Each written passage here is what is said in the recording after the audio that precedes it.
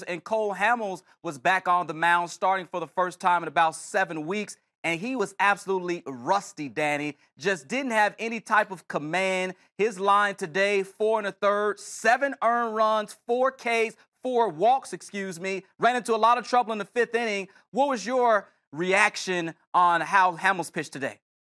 Well, I think rusty is the best word for it. I don't think he was awful, even though his line looks awful.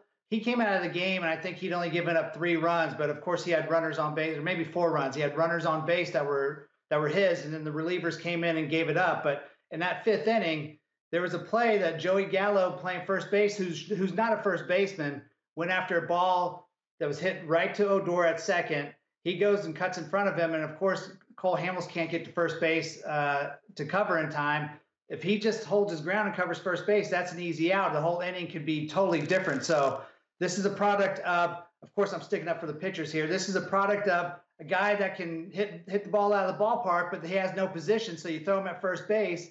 Now he ends up having a pitcher throw a few extra pitches and ends up giving up a few extra runs. So Cole Hamels' night looks like it's terrible, but to me, it wasn't terrible. It was just rusty. You had a perfect word for it. He was a little erratic. He couldn't find the strike zone at times, but you have to expect that from a guy who hasn't pitched at the major league level in 2 months. So I still think he's going to be fine in the long run. It's just get that first one out of the way.